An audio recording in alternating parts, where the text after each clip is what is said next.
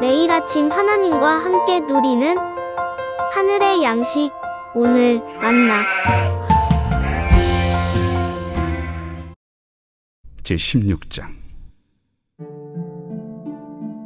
바리새인과 사두개인들이 와서 예수를 시험하여 하늘로부터 오는 표적 보이기를 청하니 예수께서 대답하여 이르시되, 너희가 저녁에 하늘이 붉으면 날이 좋겠다 하고 아침에 하늘이 붉고 흐리면 오늘은 날이 굳겠다 하나니, 너희가 날씨는 분별할 줄 알면서 시대의 표적은 분별할 수 없느냐? 악하고 음란한 세대가 표적을 구하나 요나의 표적밖에는 보여줄 표적이 없느니라 하시고 그들을 떠나가시니라. 제자들이 건너편으로 갈새 떡 가져가기를 잊었더니 예수께서 이르시되, 삼가 바리새인과 사두개인들의 누룩을 주의하라. 제자들이 서로 논의하여 우리가 떡을 가져오지 아니하였도다 하거늘 예수께서 아시고 이르시되, 믿음이 작은 자들아, 어찌 떡이 없으므로 서로 논의하느냐? 너희가 아직도 깨닫지 못하느냐? 떡 5개로 5,000명을 먹이고 주운 것이 몇 바구니며 떡 7개로 4,000명을 먹이고 주운 것이 몇 광주렸는지를 기억하지 못하느냐? 어찌 내 말한 것이 떡에 관함이 아닌 줄을 깨닫지 못하느냐? 오직 바리새인과 사두개인들의 누룩을 주의하라. 그제서야 제자들이 떡의 누룩이 아니요 바리새인과 사두개인들의 교훈을 삼가라고 말씀하신 줄을 깨달으니라. 예수께서 빌립보 가이사라 지방에 이르러 제자들에게 물어 이르시되, 사람들이 인자를 누구라 하느냐?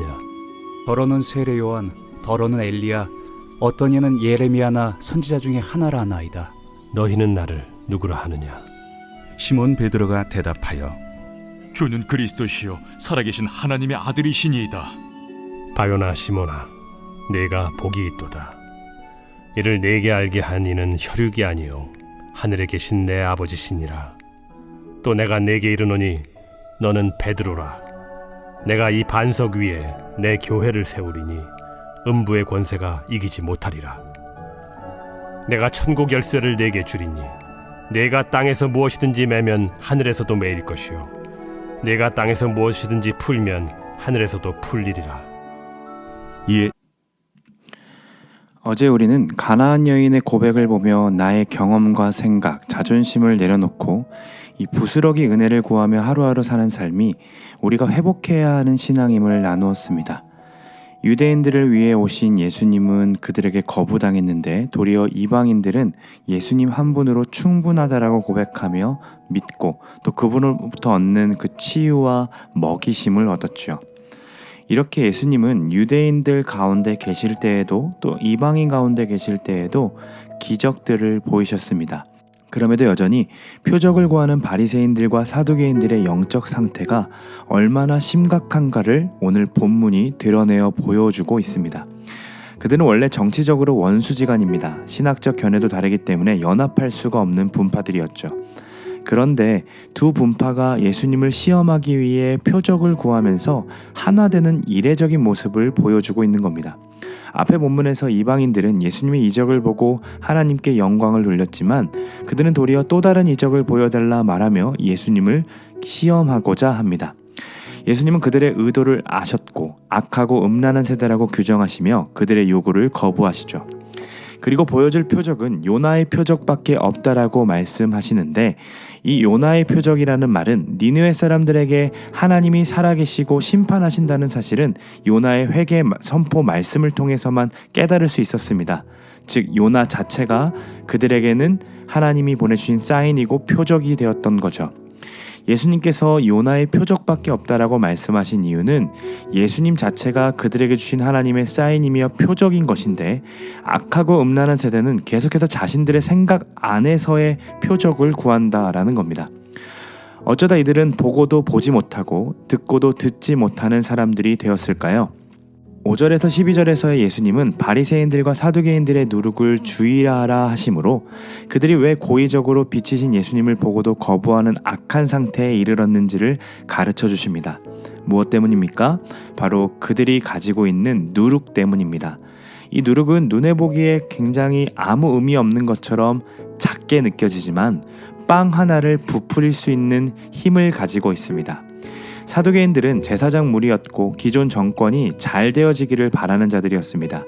권력을 행사하는 로마인들과는 좋은 관계를 유지하는 것이 그들의 바람이었기에 그러다 보니 그들은 늘 부유함과 안락함, 편의주의를 쫓아갈 수밖에 없었던 겁니다. 그들은 하나님의 일을 감당하는 자들이었지만 그 일을 하는 이유가 자신의 부유함과 안락함이었던 거죠. 그러한 태도가 그들의 본질을 변질시켜버렸고 결국 표적이신 예수님을 받아들이지도 않고 악하고 음란한 세대가 되어버린 겁니다. 바리새인들은 정치적으로 좀 더 진보적이었지만 종교적으로 외향적인 것들을 더 추구함으로 외식을 일삼던 자들이었습니다.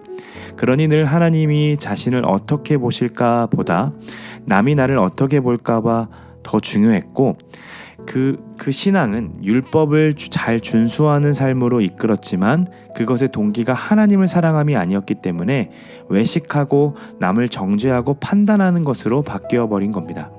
이와 같은 태도들이 사두개인들과 바리새인들의 누룩이었습니다.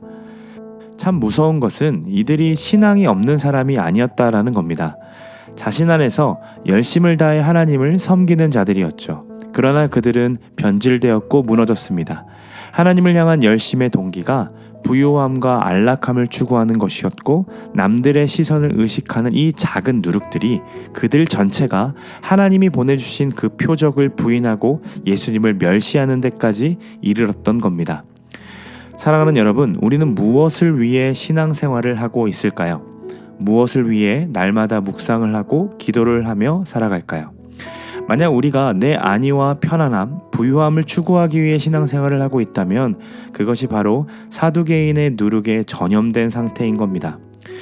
우리가 하나님 앞에 나오는 모든 것들의 동기가 하나님께 시선을 두는 것이 아니라 누군가가 알아주기를 바라고 인정받고자 하는 마음으로 가득하다면 우리는 바리새인의 누룩에 이미 부풀려진 상태가 되어버린 거죠.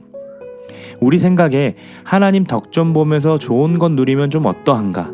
하나님도 내가 행복하기를 바라고 있지 않은가 하는 마음이 올라오지만 우리가 작게 생각했던 그 누룩은 우리의 영혼에 부풀려져서 결국엔 하나님을 바라보지 못하게 만들고 하나님과 상관없는 종교 생활을 하도록 만듭니다. 그래서 우리는 이러한 누룩을 날마다 주의해야 합니다. 그렇다면 이 누룩을 주의하며 신앙생활한다는 것은 어떻게 살아가는 삶일까요? 참으로 안타까운 것은 예수님과 3년 동안 제자훈련을 받고 동거동락하고 있는 이 제자들도 무지하여서 예수님께서 누룩에 대한 이야기를 하셨을 때에 그들의 관심은 늘 육의 양식, 떡에 있었습니다. 떡을 가져오지 않는 것을 걱정하고 염려하고 있었던 거죠. 분명히 이들이 예수님이 5,000명을 먹이신 사건, 4,000명을 먹이신 사건들이 분명히 그들은 경험한 사건임에도 불구하고 예수님의 누룩의 말씀이 자신의 육의 관점에서만 생각했던 겁니다.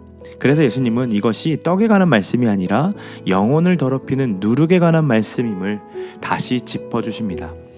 사두개인도 바리새인도 제자훈련을 받고 있는 제자들도 모두 눈이 어두워져서 표적을 옆에 두고도 깨닫지 못했던 자들이었습니다.